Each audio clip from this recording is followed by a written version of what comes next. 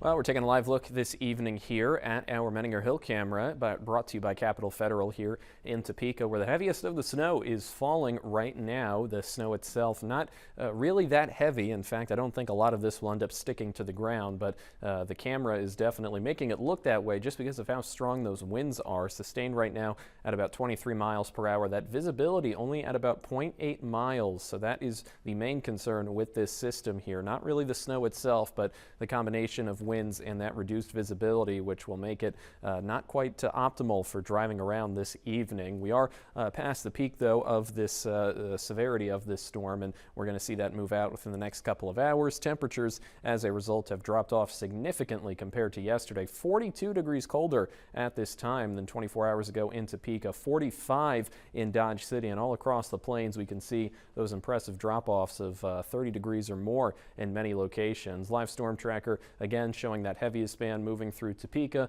and along the turnpike right now. Those of us further out west are now drier, still windy, but it doesn't look like we're really going to see much more accumulation of any snow if we do manage to really see any stick to the ground. We've been checking those cameras further out west throughout the afternoon, and a lot of it is not showing too much more than a dusting in many areas. So that is one good part of this storm here, and overall the impacts are going to be mostly confined to those driving conditions, the winds, and that visibility down to less than a mile at some times. The gusts still up to around 45 to 60 miles per hour. We've still seen some of those areas get up to that point further west. Concordia has had some 50-mile-per-hour gusts pretty consistently over the last several hours, and that is making things feel a bit colder as well. We're mostly feeling like the 20s right now across northeast Kansas. Again, hard to believe it was in the upper 70s and lower 80s just yesterday, but the good news is that this is a very short-lived trend here, as winds are going to be dying down throughout the overnight hours. Will still be gusty, but it's only about closer to 20 to 30 miles per hour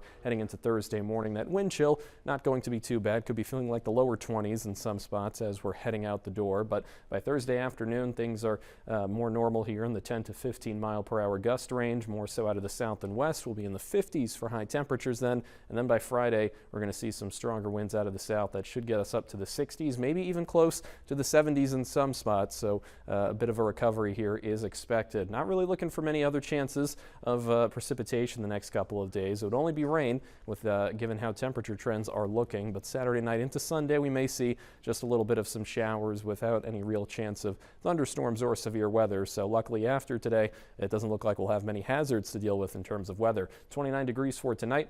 Evening flurries and stronger winds gradually dying down. We still could have some gusts up to around 50 in some spots through, I would say, at least midnight tonight. And then heading into tomorrow afternoon, a big turnaround. Temperatures jump by about 20 degrees. First day of spring is certainly going to be feeling like it. And to close out the month of March, it does seem that we are going to stay pretty consistent with those temperatures, somewhere staying in the 60s. Quick recovery.